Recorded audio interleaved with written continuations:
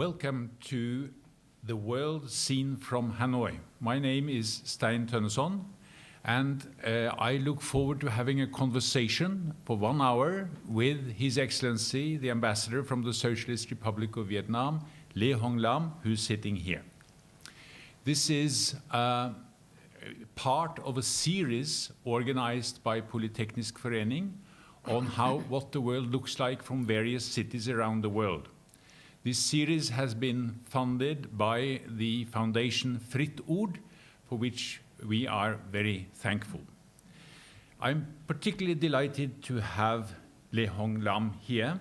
He has been ambassador to Norway since February 2020, came here just before the pandemic. I think has suffered, like the rest of us, from the pandemic in having meetings and so on. Before he became ambassador here, he worked for many years as a director of the Department of International Relations at the Office of the Government in Vietnam. Not one of the ministries, but the Office of the Government itself. This was from 2013 to 20. Before that, he was chief of the economic section at the embassy in Washington, D.C., concentrating on Vietnam-US economic relations.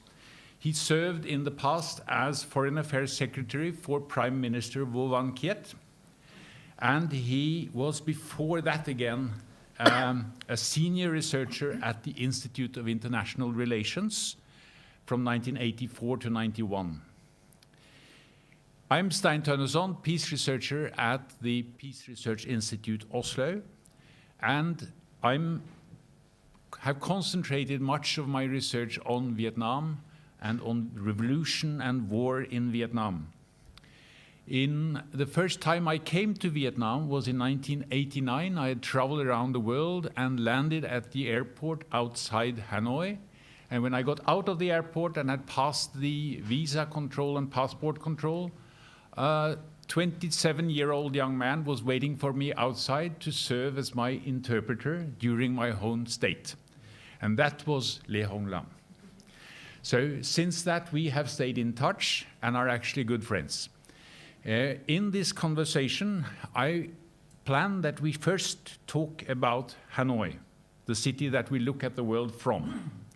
Then we shall move to United States, where you stayed so many years, and look at the relationship and how Vietnam looks at its former enemy in the Vietnam War.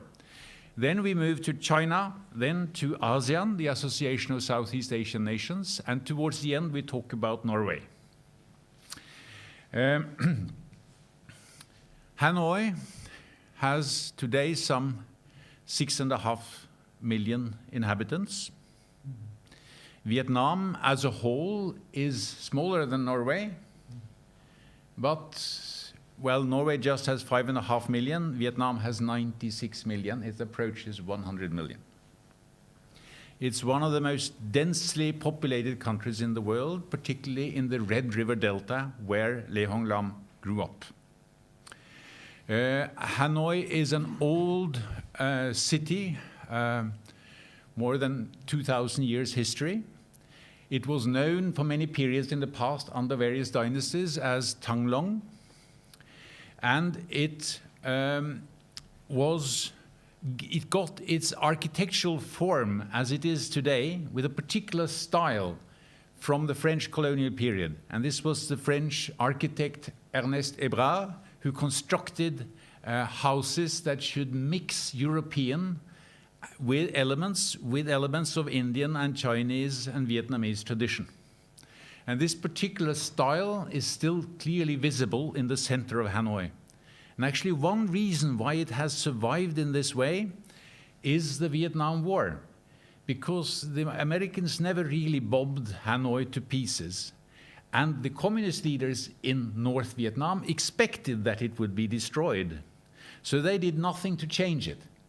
For that reason, the old city has survived until the time when the Vietnamese started appreciating it so much that they did not destroy it through building high-rise buildings. Now I want to ask you, born in 1962, What was it like to grow up in this city? Good morning, everybody here and from far away. I really appreciate the opportunity to be here with you today.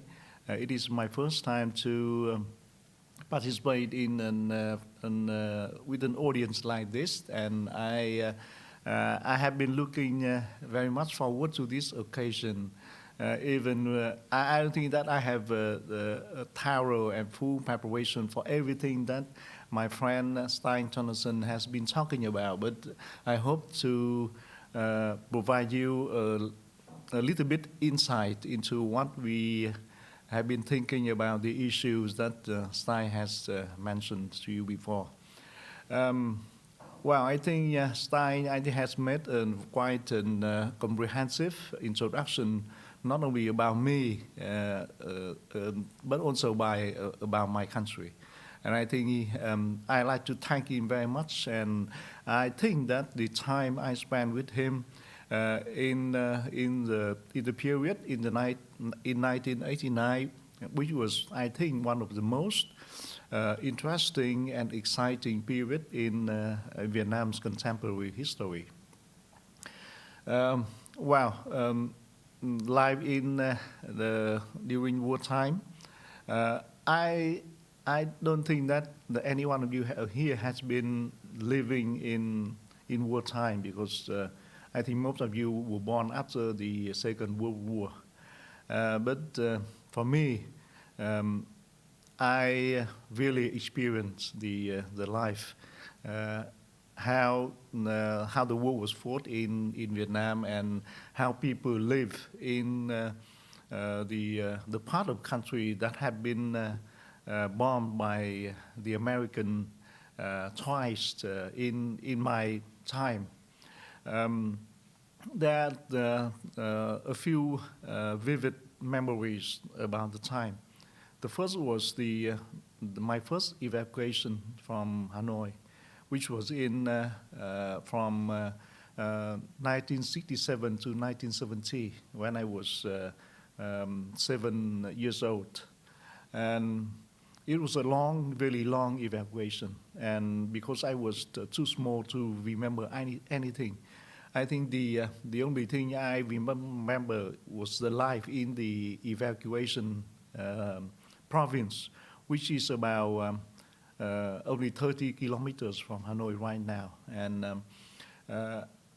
I remember that the life was really quiet, because the Americans didn't bomb that area, which was, I think they thought that it was not strategically important area in terms of military significance.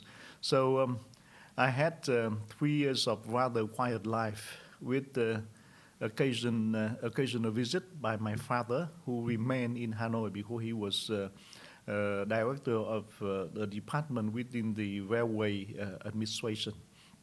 So we had to remain in Hanoi, and all of our family, including my mother, had to evacuate from Hanoi. And the second, and during that evacuation, I think I came to know my first teacher, who was a woman, and I hope she's still alive. I came to visit her once, and she still remembered me, because at the time I was rather a naughty boy during her class, and so I got a lot of reprimand from her, I guess. And so she remembered me as one of the problem students in her class. Second time, it was a second bombing, and I think it was known to a history book as the in our history book we call it the Điện Biên Phủ on air.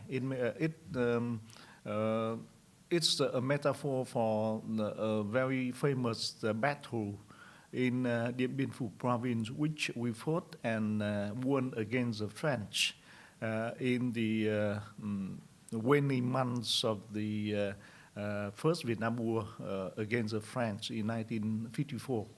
And it lasted only 12 days, but it was the most fierce bombing by the American in Hanoi.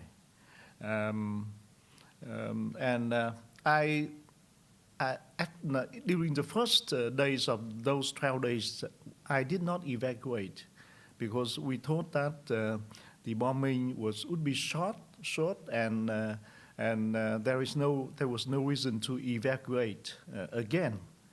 But after only several days, the bombing became very violent. Especially, I especially remember the day, which was the 26th of December 1972, that the bombing was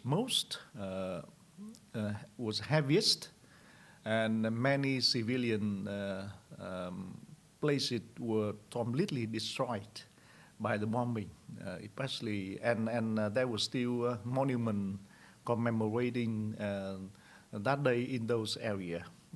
And on that day, two very crowded residential quarters and one hospital in Hanoi was bombed and completely destroyed, and many civilian casualties. In Western literature, this is known as the Christmas bombing. Yeah. And it was in December 1972, and it was right before you got the Paris Agreement that led to the American withdrawal. Yes. I also remember the Christmas bombing very well because we had a big crowd meeting in the Youngstorget, the square in Oslo, and I was there as a student at high school at that time, and I remember the speech by the Swedish author Sara Lidman, who was standing there and was so extremely angry against the Americans, and the whole crowd was so angry. Yes. I think everyone of my age living in Hanoi during that time, I think still remember the time, and the Americans stopped bombing at the end of the month, and fortunately, 27 days after that, the peace agreement was signed, and with a great relief and excitement from us, everyone came back to the city, and I think Hanoi, I think was at that moment, I think it was the most beautiful place. Yeah, after the bombing, when everything was so quiet, and we felt tranquility in many parts of the city, and I think everybody was overjoyed that peace finally came to the north, and we hope that I think a lot of people like me hope during that time that the war may finally end, and so that we can have the peace for the first time in Vietnam and for Hanoi. Yes, it was the end of the bombing in North Vietnam, but the war continued shortly afterwards in South Vietnam, and ended only in 1975 with the Great Spring Victory, as it's called in the Vietnamese communist tradition. Yes, yes. I think it this was really the last, my last memory, that when from the Paris Agreement to the spring of 1975, that we were very confident that the war would end with our victory over the Americans, because strategically speaking, that we had the upper strength during the time, and it was hard to describe our joy in May 1975, when the last American left Vietnam, and I think many people saw the picture of American evacuation from the American embassy in Saigon, now Ho Chi Minh City, and there has been comparison between that withdrawal from Vietnam and the recent Afghanistan withdrawal by the American. Yeah. And but for us, I think we did not pay attention to that withdrawal very much, but we turned to our very practical question of our life at that time, how to reconstruct the country and how to live, I think, in peace, and which was probably the first time that for after so many years and centuries that we had the peace in the country. Thank you, Lam. We were also in Norway singing a song in the streets during the Vietnam War. And I have sometimes been singing a song in Norwegian in Vietnam. Til kampen vi I sorg og vrede går, enig folk bak våre våpen står, og vi hyller deg mektige Mekong, og deg stolte Fjellchuangson. Yeah. And that song ends with the dream of an eternal peace. The Vietnam War is reckoned in history as having been the worst of all wars in the world since the Second World War, in terms of the number of people killed in the war. And it was so terrible because it was at the same time many different kinds of war. A civil war in South Vietnam, civil war in Cambodia and in Laos, a war between North Vietnam and South Vietnam, and with heavy intervention from the United States. So the United States took over the warfare in South Vietnam and bombed North Vietnam, and then enormous support to North Vietnam from China and from the Soviet Union. So it became the hot war in the Cold War. Now we shall move to the second subject. And but before we turn to the second, I think it would be a great mistake of mine not to mention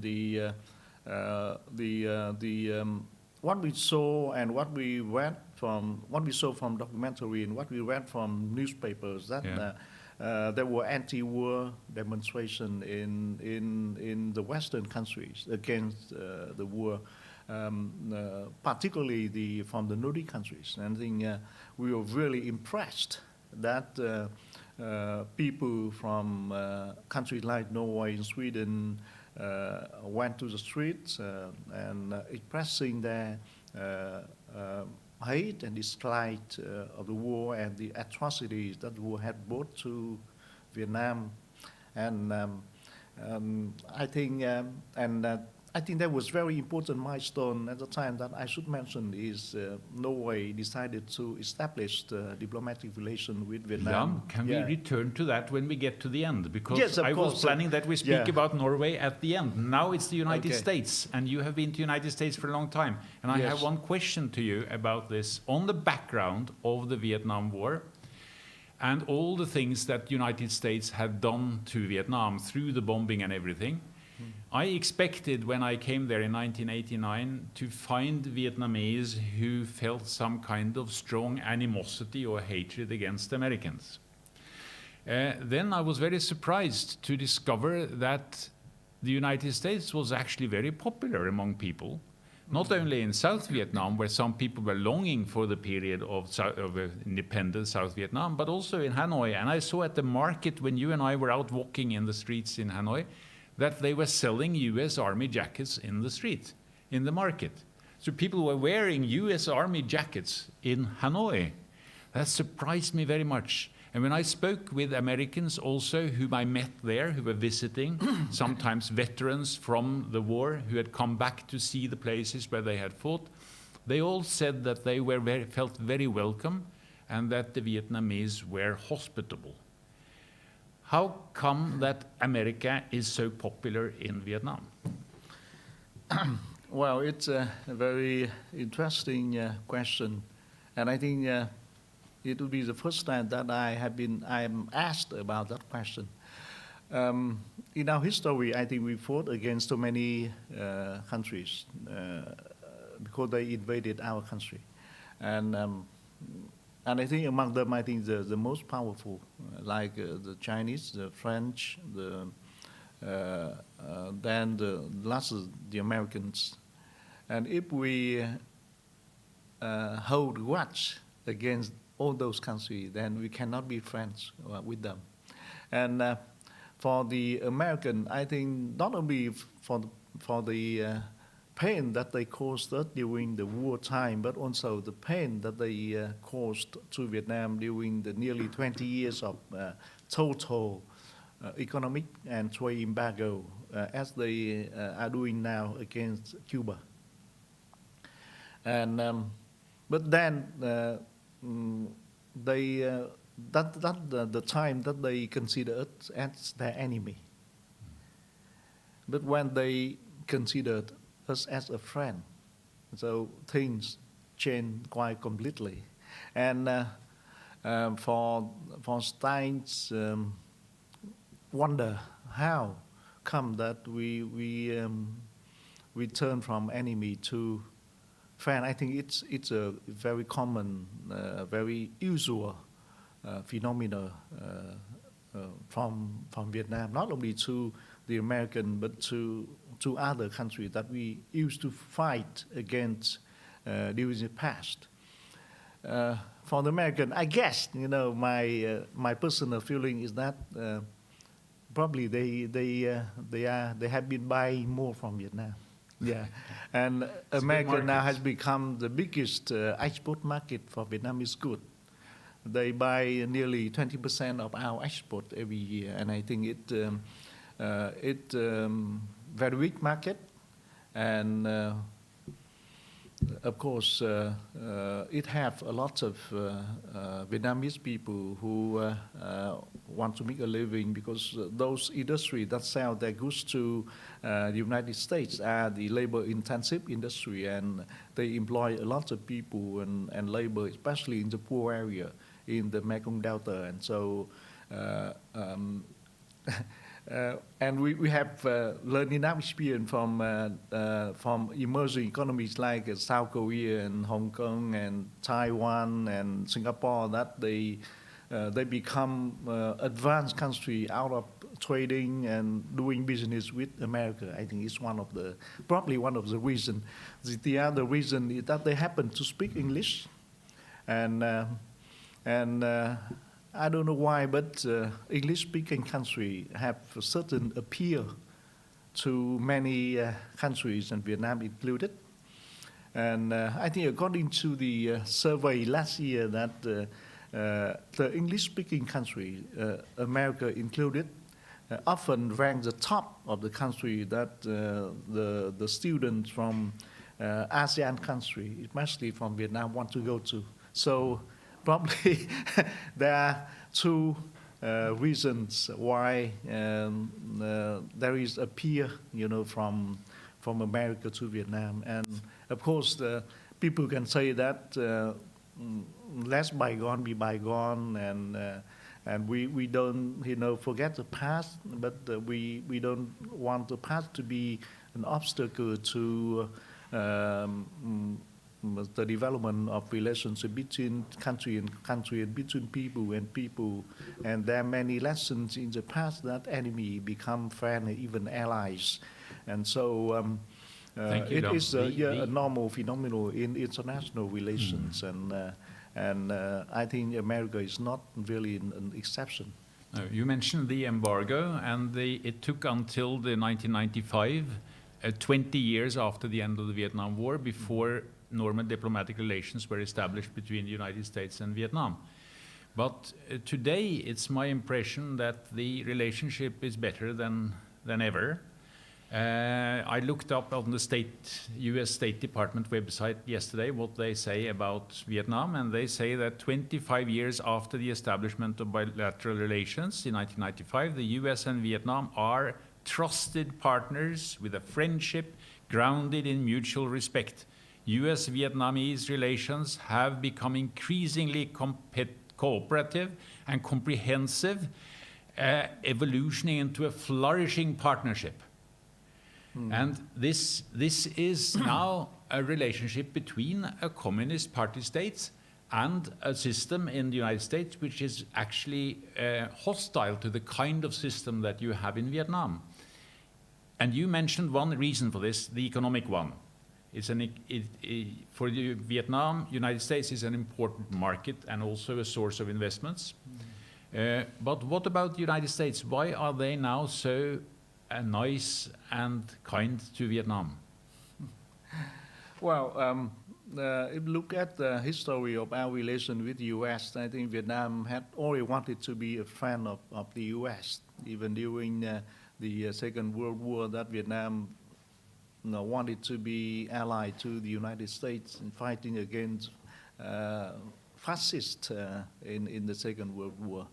But then the U.S. turned to their ally, which was France, and in order to take back the colony that France had been losing, in Vietnam. And I think it was their very biggest mistake that the United States had made regarding Vietnam. But then I think when we see each other as the enemy, as friends and partner, I think things have changed completely. And in terms of commercial relation, I think you have seen that the very fast growth. But in terms of other sectors like education and other sectors of cooperation, I think they have been growing, I think, beyond any expectations.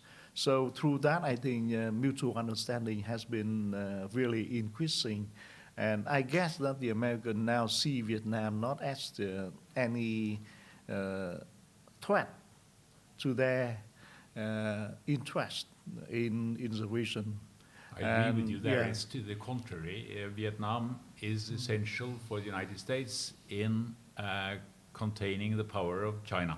But I have one other question to you there. Yeah, but because you mentioned about sort of ideological difference, why the U.S. is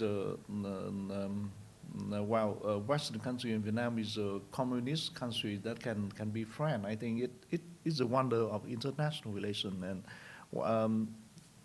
we used to fight each other because of that difference.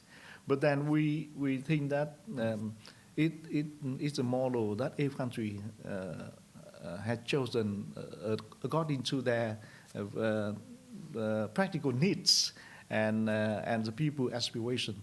So if we are not threat of each other, and if we can be friends even with different political system, I think there's no reason why we cannot develop relation. And I think it's one of the great recognition of the 20th and 21st century in international relation that countries with different political system can live together and can develop relation with each other very well.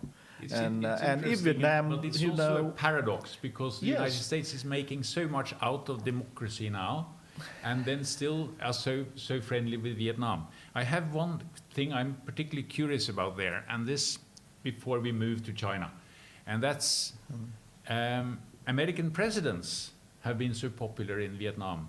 Clinton was there, and it was an enormously successful visit.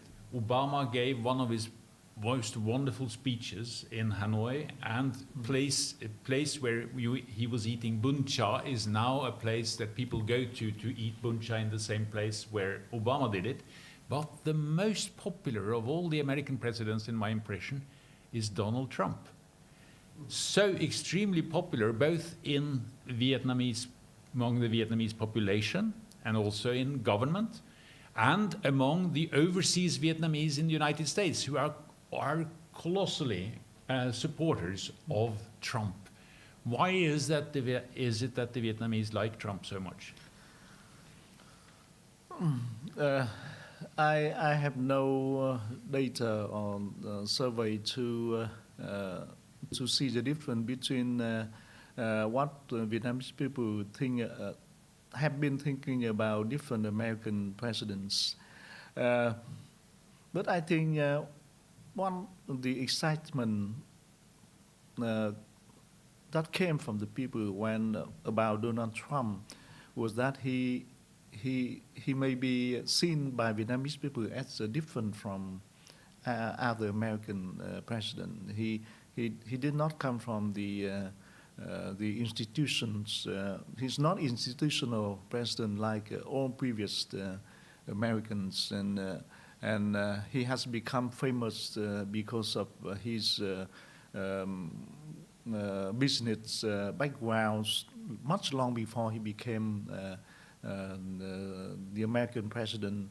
And in my time, I read some books about some news about Donald Trump when he was property mogul in the United States, and that's why he tried a certain difference in feeling from the people, and he also acted, I think, to some extent differently from other American students. So he might be considered by the people as the unconventional president, and who created a lot of curiosity among the Vietnamese people, and so different president received different reaction from the people. So I think American president often attract a lot of attention from the people, and Donald Trump, I think he attracted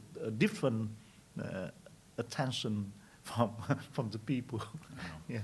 One Vietnamese friend also told me that the Vietnamese felt that the Chinese were afraid of Trump because he was not so easy to calculate. So therefore, since when the Chinese became afraid, they would also be more accommodating towards Vietnam. But let us now move to China. The distance from Hanoi to Washington, D.C. is 13,350 kilometers and 22.5 meters, according to Google. But the distance to Beijing is just 2,324 kilometers. So if we move up, it's very close to the Chinese border. The relationship between China and Vietnam deteriorated quickly after the Vietnam War's end. There was warfare between Vietnam and China from 1979 to 1987, primarily with the invasion in 1979, where the Chinese troops planned to come down and threaten Hanoi, but they were stopped before they could get that far, but very tough resistance from Vietnam. So this was another war. I remember also when I got to Vietnam in 1989 that I asked one of our mutual friends what he would do if his sister wanted to marry a Chinese, and he said that he would do everything to prevent it. So the attitude to Americans surprisingly was positive, but the attitude to the Chinese was very hostile among many people in Vietnam. Now, the relationship is also a strategic partnership between China and Vietnam, and I can quote from a speech by Xi Jinping made in 2015. China and Vietnam have the same political system, share the same ideas and beliefs, have common strategic interests. We should be good comrades with mutual trust and mutual assistance. But what we have seen in later years are also popular demonstrations against China, and we have seen Vietnam being much less enthusiastic than other Southeast Asian countries about the Belt and Road Initiative from Xi Jinping. Vietnam has been reluctant to take big loans from China, and surveys of attitudes in Southeast Asian countries show that Vietnam is the only country in whole of Southeast Asia that likes America much more than China. Most of the others prefer China to America, but Vietnam, the Communist Party state, is the one country that marks itself out as being most pro-American and most anti-Chinese. How do you explain this? Another interesting question, and yeah, there has been much talk about U.S.-China decoupling, and everybody has to take side. I think it's not to the point.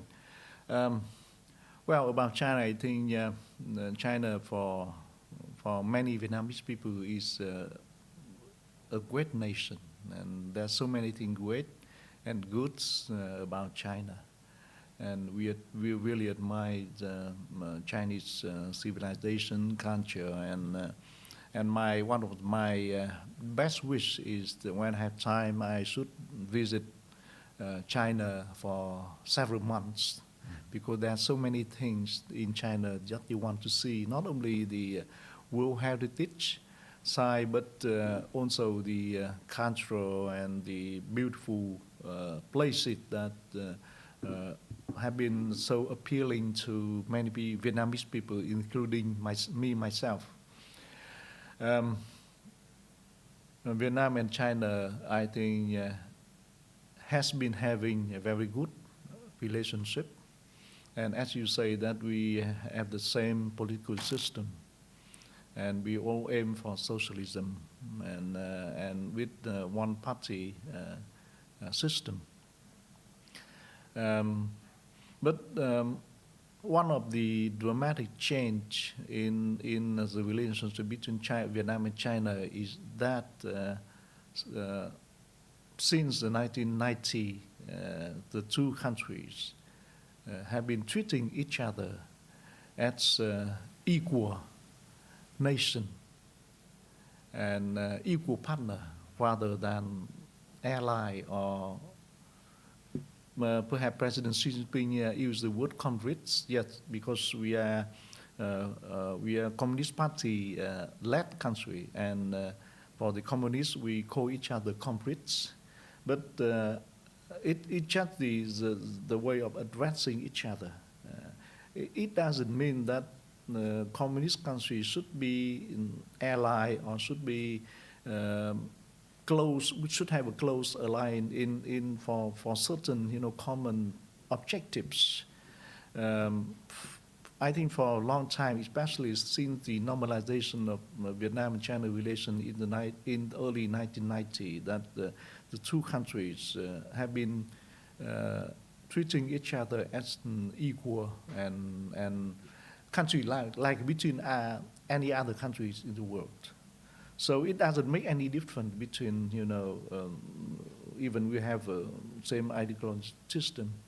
And I think China also want Vietnam to have a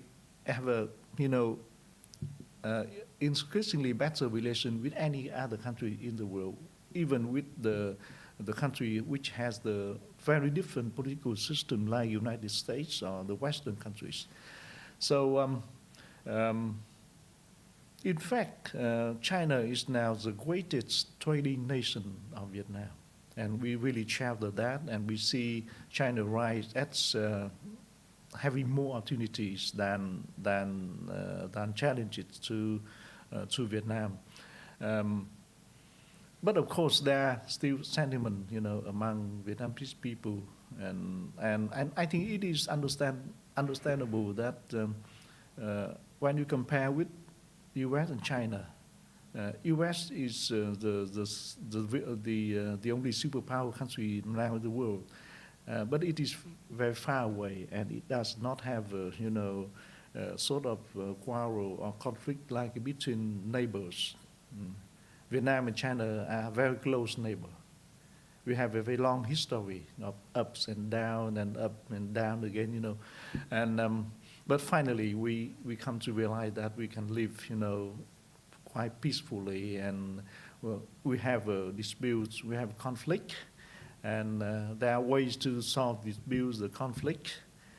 But until those disputes and conflict are solved, you must, recognize and admit the fact that there are still the anti-China feeling among some of the Vietnamese people. You're right. There have been ups and downs. Yes, and I just have to intervene there, because there have been ups and downs, and one of the big ups was in the 1990s, but that was up both for Vietnam-US relations and US-China relations, where you got normal ties to China again. I remember when you and I traveled to the border to China in 1989, the railroad had been interrupted, and people had to walk if they were going to trade over the border, and they came with their motorbikes. In the 90s, everything was opened again, so you had railway and transportation of all kinds, and now also Vietnam is the biggest trading partner for China in Southeast Asia. The other 9 countries are less important economically for China than Vietnam. But we should also mention the border issues, because that also improved very much in the 1990s, where the two countries negotiated a land border treaty for the area where the war had been going on from 1979 to 87. And a full comprehensive treaty was signed in 1999, wasn't it? And then it was demarcated in the 2000s with milestones everywhere, so that now we have a safe border. And then also Vietnam and China were able to negotiate a maritime boundary in the Tonkin Gulf, which is the only maritime boundary agreement that China has signed with any country. But then there is what has really led to trouble between the countries later is the South China Sea further south. So how would you see Chinese behavior in the South China Sea? Well, I think the disputes in South China Sea may be the biggest obstacle to the relation between Vietnam and China. Of course, in terms of commercial trade relationship, we like China to buy more from Vietnam because there is a still very big deficit in our trade relation with China, and in China's favor. Yeah, and of course, Vietnam would like China to buy more from Vietnam in order to shorten the deficit. But I think the main thing is the dispute in South China Sea. And well, you asked me a question why so many some Vietnamese people still hold grudge against China, or you call anti-China feeling or something.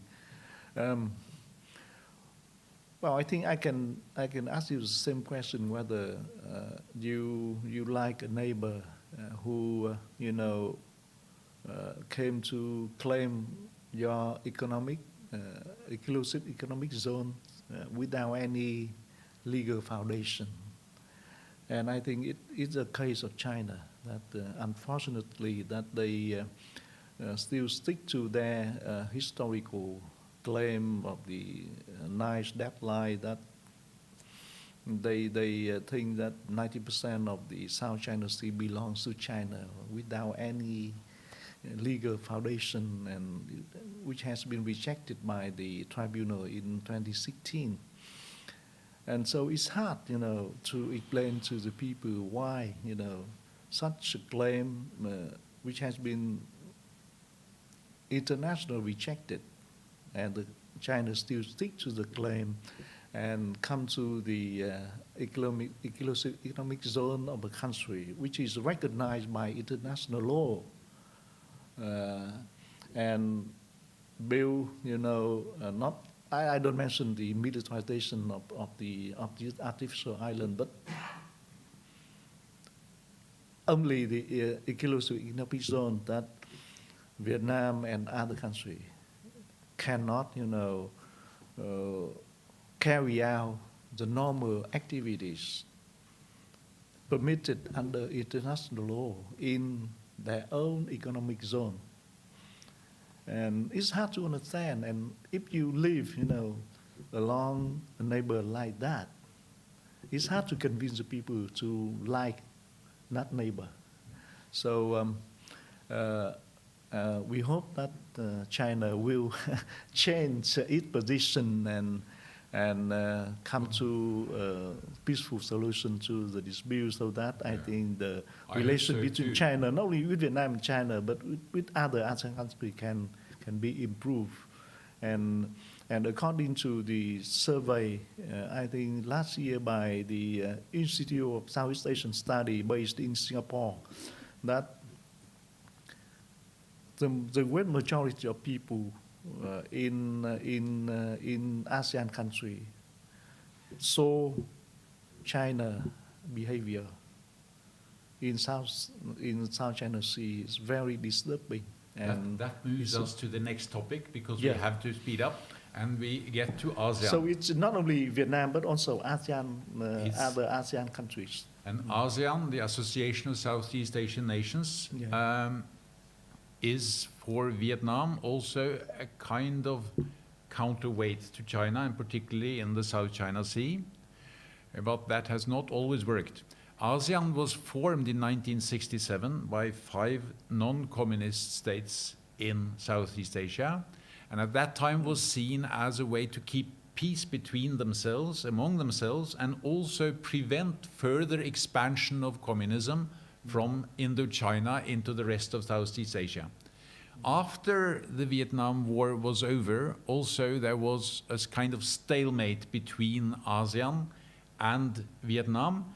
But when Vietnam had withdrawn from Cambodia, after having troops in Cambodia from 1978 until 1987, 88, and the last leaving in 89, then we could get the comprehensive agreement on Cambodia in Paris 1991. And that opened the way for Vietnam to actually join ASEAN, which had been a kind of hostile organization before. And Laos also joined, Myanmar joined, and Cambodia eventually joined as the last one. This story about how Vietnam became a member of the association that had been an adversary has been told in a book written by a mutual friend of ours, Nguyen Vu Tung, who is now the Vietnamese ambassador to South Korea. And he published it last year. It's called Flying Blind. And I understand that you have just read it. What's your view on the importance of ASEAN for Vietnam? Has Vietnam managed to really utilize its membership to serve its interests, or has it not? I think, for ASEAN, it was formed in 1967, but I don't think it was formed as the sort of an instrument to prevent communism from spreading throughout South Asia. I think the Asean Charter, when it was founded, was to promote peace, stability, and neutrality, and free from foreign intervention in Southeast Asia. And I think you may have mentioned about Seattle. I think it's another version of NATO in Southeast Asia. I think it was really against communism, but not ASEAN. The Southeast Asia yeah, Treaty ASEAN, I Organization. think, is for peace, stability, development, and neutrality of South Asia, because ASEAN countries, especially its founders, want to have a sort of independent stretch, because they saw the region as at the time was a place of power struggle between big countries, and I think it is relevant even now that ASEAN and Southeast Asia is still the area of big power struggle. So I think ASEAN is really an inclusive organization. I think the most vivid example is that it admitted Vietnam, as a communist country to be a member.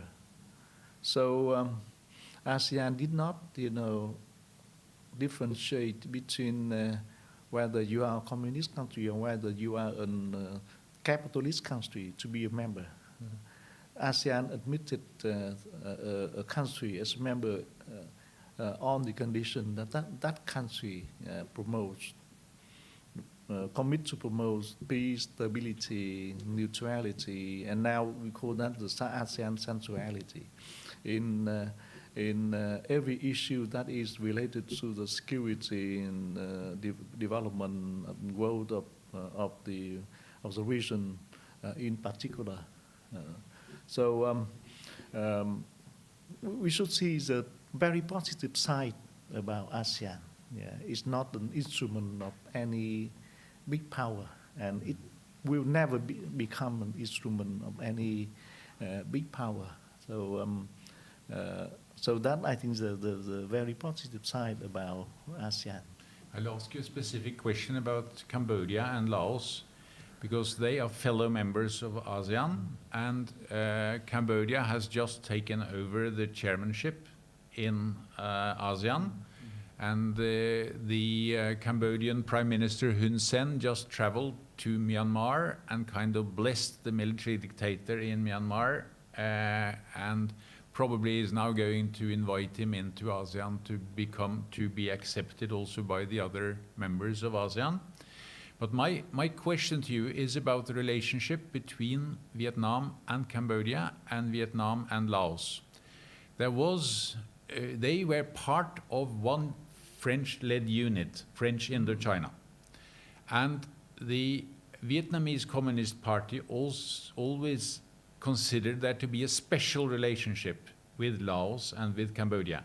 These were three fellow countries that should hang together. With the relationship to Cambodia, everything went wrong because of the Khmer Rouge and Pol Pot, but the relationship with Laos was quite close for many, many years. But in the most recent years, Laos and Cambodia have become very close to China. And China is building infrastructure in those countries that ties it up with the Chinese economy. Is there now a feeling in Vietnam of losing Laos and Cambodia to China?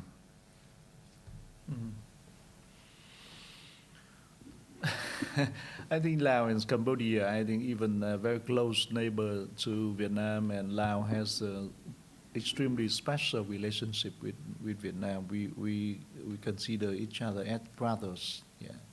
And but in the final analysis, they are sovereign countries, and the sovereign country can have total freedom to exercise their foreign policy with any other country in the world. And so, and they do it for their national interest. So that are respected by the international community, including Vietnam. And so we see, their increasing development with countries like China as natural development, and until now we haven't seen any unusual things about that relationship. So I think we don't have any grudge, and we have no right to have a grudge against the improvement of relationship between Laos and Cambodia and China. And we hope that with those relationships, Laos and Cambodia will develop, into a more advanced country, and I think that's the very sustainable and solid foundation of relationship among nations in the world. Okay, let's now move to the subject that you touched upon already earlier, and that's Vietnam's relationship with Norway. Last year, actually a very short time ago, you utilized the occasion when the pandemic restrictions were liberated a little to organize a reception here in Oslo to celebrate the 50 years anniversary of diplomatic relations between the, at that time, Democratic Republic of Vietnam and Norway. And you produced this wonderful plate for the 50 years anniversary with Norwegian and Vietnamese national flowers and the flags and so on. What is your appreciation of the relationship between Norway and Vietnam, and what are your priorities as ambassador? Thank you very much for the question. It's really relevant to my current responsibility. Looking at the history of our relation, I think there are several important events that I think deep in our memory. The first I mentioned about the anti-war demonstration in the Nordic country, including Norway, and we read it from newspaper and documentaries.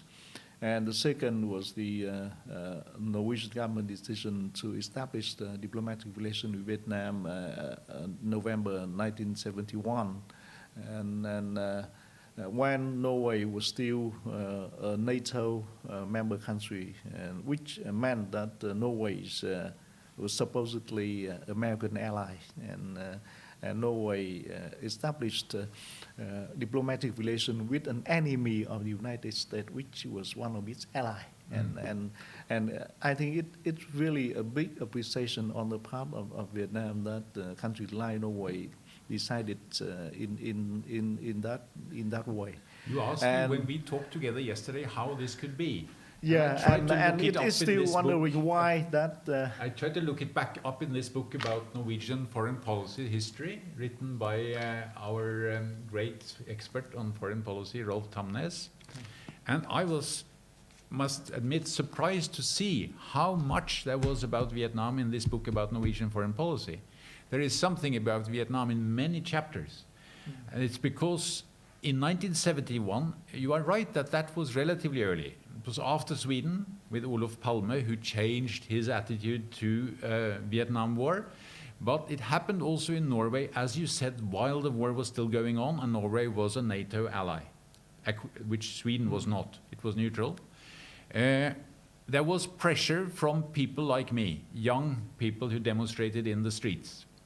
And the Labour Party wanted to also accommodate this anti-Americanism among the young, and there was a pressure also from the youth in that party. And they won the elections and established a government, and then had decided before that to recognize the Democratic Republic of Vietnam.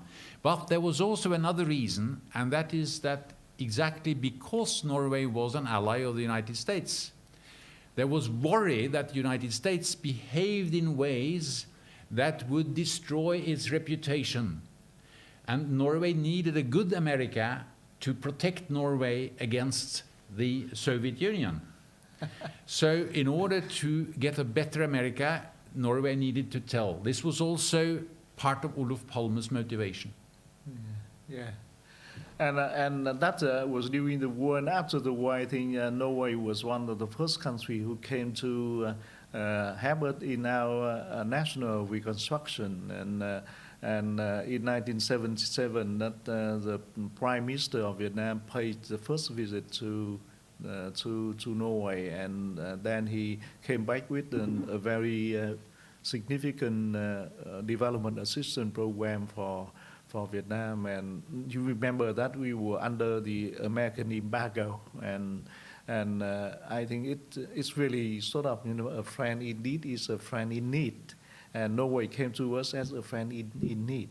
And that kind of relationship has been developing since then without, I think, any significant issue between the two countries. There was an interruption for a while linked to boat people, and that interrupted the Norwegian relationship. The embassy that was established here in Oslo was closed down for a period, but then it was opened again, and now we have quite excellent relations, I think. Yes, you are the fourth ambassador now? Yeah, for the first time in...